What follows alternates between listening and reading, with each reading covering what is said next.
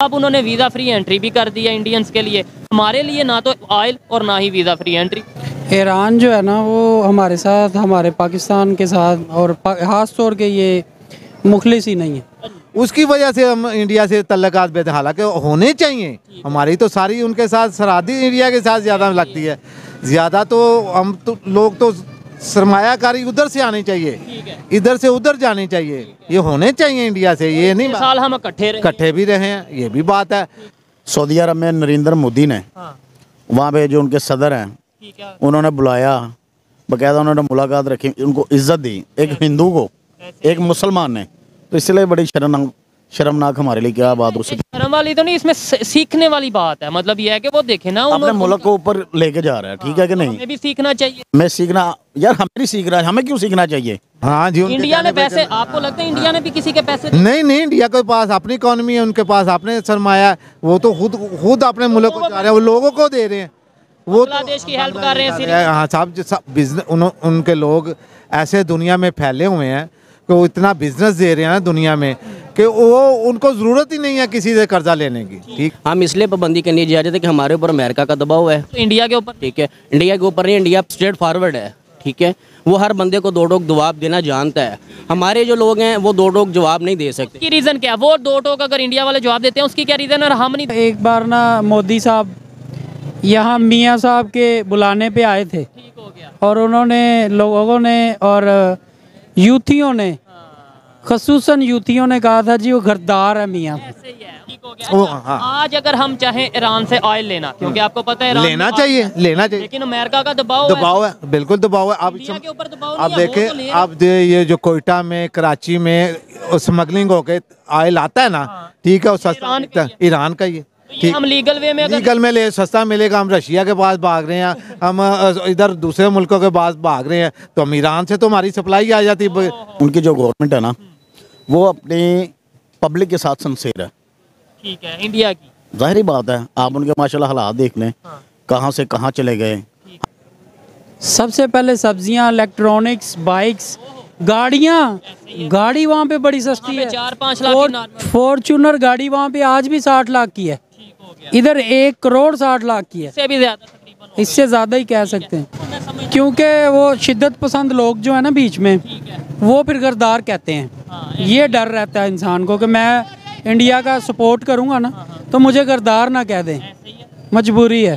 বন্ধুরা, এটা তো আপনারাও জেনে গেছেন যে পাকিস্তানের নেভার কান্ট্রি হচ্ছে ইরান, এর সাথে সাথে তাদের মুসলিম ভাই পাকিস্তানের। তো তারা বর্তমান সময়ে অনেকগুলো দেশকে, মানে ইরান অনেকগুলো দেশকে ফ্রি ভিসা দিতে চলেছে। তো তারা যে একটা লিস্ট প্রকাশ করেছে, সেই লিস্টে রয়েছে ভারতের নামও ওপরে।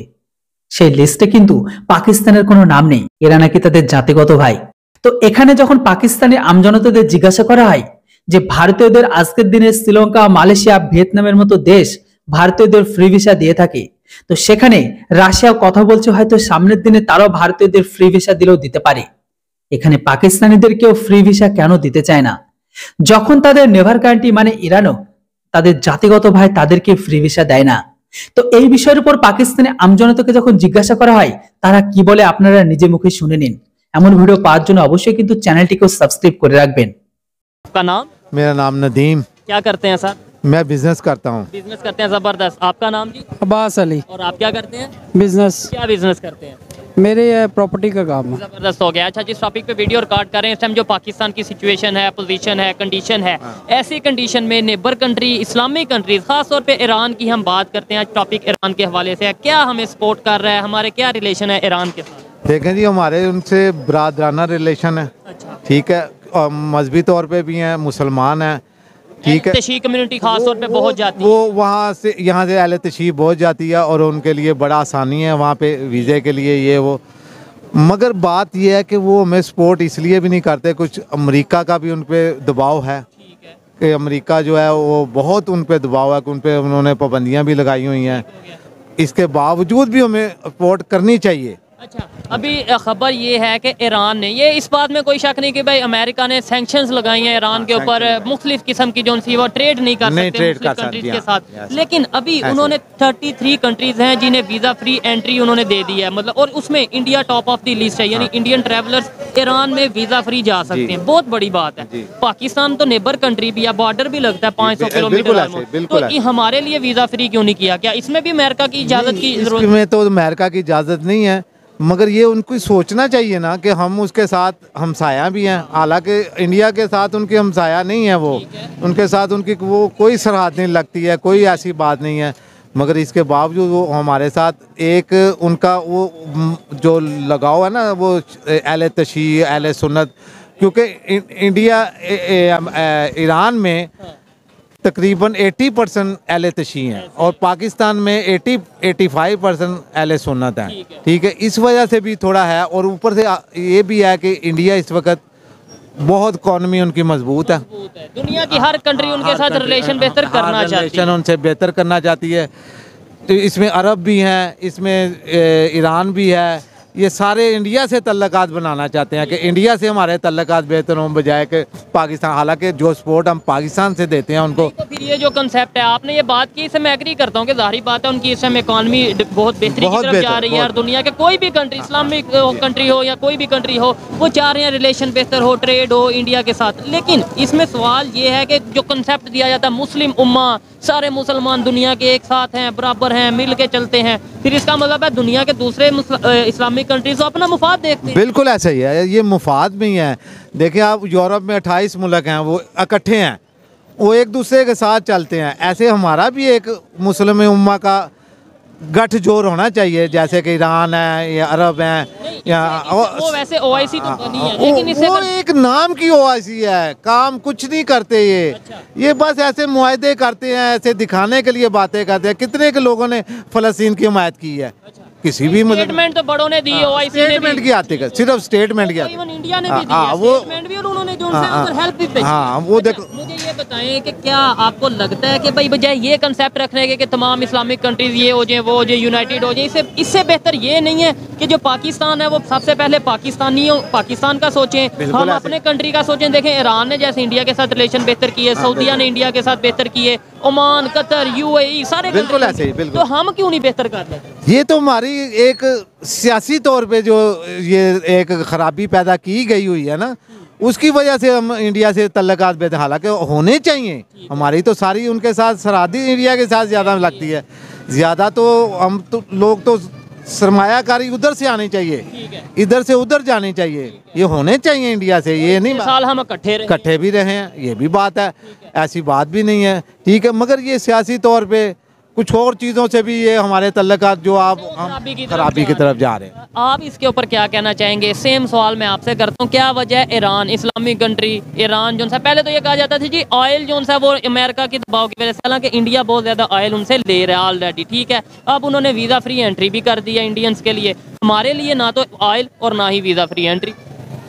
ईरान जो है ना वो हमारे साथ, हमारे पाकिस्तान के साथ, और ख़ास तौर के ये मुखलिस ही नहीं है। अच्छा, इंडिया के साथ कैसे मुखलिस हो गया? इंडिया की तो मुआशत बहुत अच्छी है, पैसा आता है, बिजनेस आता है, तो फ़र्क है, जाहिर है। बात वही होगी जो मैं उनसे कह रहा था, ये जो कंसेप्ट है कि इस्लामिक उम्मा और ये तो वो यूनिटी, ये इसका मतलब है जो अपने कंट्री का फ़ायदा हर कोई सोच रहा है। बिल्कुल ऐसा। तो हमें क्यों नहीं अक्ल आ रही? मतलब हम पाकिस्तानी क्यों हर चीज़ में ये ले आते हैं कि उधर जाएंगे, इधर जाएंगे, जिहाद कर देंगे, ये कर देंगे। हम क्यों नहीं कहते कि सबसे पहले पाकिस्तान फिर कुछ और? यहाँ पे पर्सनल लड़ाई ख़त्म होगी तो फिर होगा ना कुछ। ठीक है, खान साहब गालियाँ दे रहे हैं उनको, वो दे रहे हैं और वो उनको दे रहे हैं, वो पर्सनल हो गए। ठीक हो गया।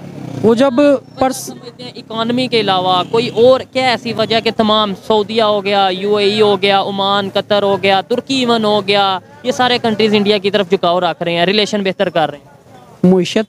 ठीक है अंकल जी, आप क्या कहना है? डिफरेंस करेंसी का इकॉनमी, नो डाउट, क्या समझते हैं? हम भी दुनिया की 6ठे नंबर पे बड़ी आबादी है पाकिस्तान, मतलब ये नहीं है कि हमारी मार्केट छोटी है, मार्केट हम भी है, 24 करोड़ लोग हैं हम। हाँ। फिर हमारे साथ क्यों नहीं इस्लामिक कंट्रीज इस तरीके से? उनको सोचना चाहिए, ये हमें सोचना चाहिए, हमें भी सोचना चाहिए, मगर ये उनको भी सोच। देखे हमारा कर्जा इतना ऊपर बढ़ा है, ये मामूली बात है सऊदी अरब के लिए, यूएई के लिए, कि हमारा कर्जा ऐसे उतार दें, उतार सकते हैं, एक दफ़ा तो उतारें।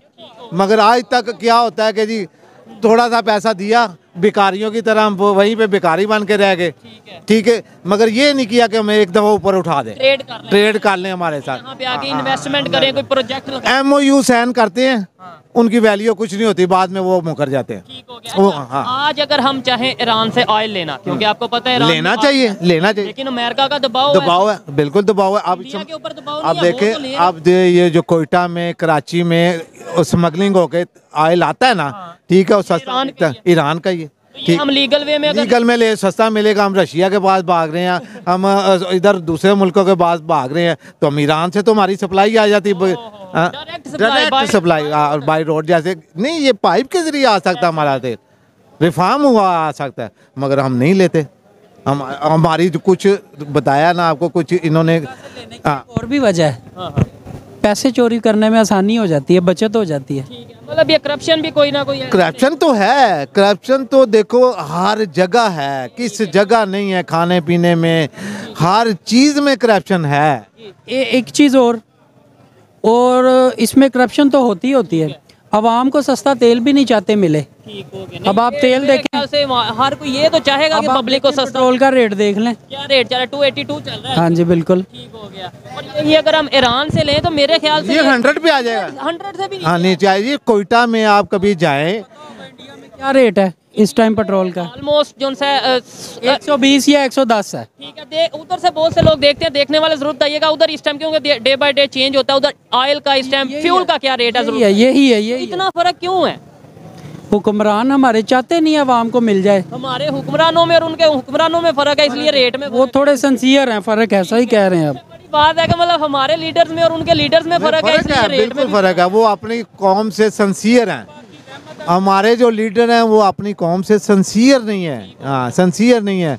फिर यहाँ पे जो हुकूमतें आती हैं उनको काम ही नहीं करने दिया जाता। उसकी मेरे ख्याल से अंकल वजह ये है कि हमने पैसे बहुत से ले चुके हैं ना, अमेरिका से, IMF से, वर्ल्ड बैंक से, तो अब उनके कहने पे चलना पड़ता है। हाँ जी, इंडिया ने पैसे, आपको लगता है इंडिया ने भी किसी के पैसे नहीं, इंडिया के पास अपनी इकोनॉमी है, उनके पास अपने सरमाया, वो तो खुद अपने मुल्क को चाह रहे हैं, वो लोगों को दे रहे हैं, वो बांग्लादेश की हेल्प कर रहे हैं। हाँ सब बिजनेस, उनके लोग ऐसे दुनिया में फैले हुए हैं कि वो इतना बिजनेस दे रहे हैं ना दुनिया में कि वो उनको ज़रूरत ही नहीं है किसी से कर्जा लेने की, ठीक है। और मगर हमारा जो है वो बुरा हाल किया हुआ है, इतना मुश्किल इस वक्त हाल हुआ है कि लोगों के जीने का, कि आज मैं एक खबर सुन रहा था, एक औरत ने 2 बच्चों समेत नहर में छलांग लगाई है और वो दोनों बच्चे भी गए हैं और औरत भी।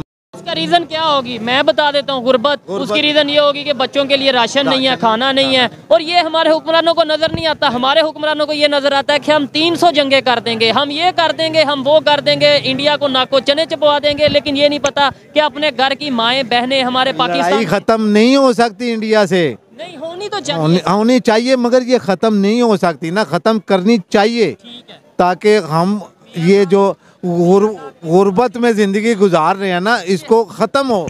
अवाम के लिए हुकूमतें होती हैं, अवाम के लिए मुल्क होते हैं, ये किसी और के लिए नहीं होती। तो उनके लिए उनके प्राइम मिनिस्टर ने तो कहा भी था कि भाई हम जो सा वो चाहते हैं कि रिलेशन बेहतर हो, हम चाहते हैं कि आए मिल के गुर्बत के खिलाफ लड़ते हैं, बेरोजगारी, लेकिन हमारे यहाँ से नहीं होती ना, क्योंकि ये ख़त्म ही नहीं करना चाहते। ये चाहते हैं कि हम दबे ही रहें। भूख से देखें, आम लोग भूख से मरते हैं, किसी को कोई फ़र्क नहीं पड़ता, ठीक है। अगर कोई बड़ा मरेगा, कोई ऊपर वाला हो तो फिर पड़ेगा। आप मियाँ साहब की कोई बात करने लगे थे? मैं ये कहने लगा था, एक बार ना मोदी साहब यहाँ मियाँ साहब के बुलाने पे आए थे, और उन्होंने लोगों ने और यूथियों ने, खसूसन यूथियों ने कहा था जी वो गद्दार है मियाँ। मतलब ये पाकिस्तान में एक आम नारा है, जो भी इंडिया से रिलेशन बेहतर करने की बात करेगा उसके लिए एक बड़ी स्टेटमेंट है कि मोदी का जो यार है वो गद्दार है। तो पहले इकट्ठा ही था सारा सिस्टम, सब इकट्ठा ही था, ठीक हो गया। और उसके पीछे लेट्स सपोज मैं आपसे लॉजिक पूछता हूँ, भाई किस लॉजिक से कह रहे हो गद्दार है? यानी इंडिया से रिलेशन बेहतर करना गद्दारी में आता है? कभी भी नहीं आता। क्यों आता है? हमें अपना, जैसे इंडिया को अपना मुफाद अजीज है, ऐसे हमें भी होना चाहिए ना, अपनी अवाम के लिए होना चाहिए, कि ये नहीं होना चाहिए कि बस एक नारे में सारा कोई ख़राबी पैदा कर दिया। अपने लिए हमारी जो गुर्बत ख़त्म हो, हमारे ये वसाइल पूरे हो, हम फायदा हो जाएगा हमें। अच्छा, मुझे ये भी बताइएगा, देखने वाले भी और आप भी ज़रूर बताएं कि देखेंगे, लेट्स सपोज आज इंडिया से रिलेशन बेहतर हो जाते हैं, फॉर एग्जांपल वहाँ से हम बाइक्स लाते हैं, जो टूटी फूटी बाइक्स, ये जो मतलब आज के दौर में भी 2023 में ये बाइक्स पाकिस्तान में यूज़ हो रही हैं। और कभी आप गूगल करिएगा, यूट्यूब चेक करिएगा या सोशल मीडिया पे देखिएगा, इंडिया में किस लेवल की बाइक यूज़ हो रही हैं। यही बाइक्स यहाँ पे आएंगी। फिर उसके अलावा ऑटोमोबाइल इंडस्ट्री, उसके अलावा बहुत सी ऐसी प्रोडक्ट्स हैं कॉस्मेटिक्स की, सब्जियाँ हम यहाँ पे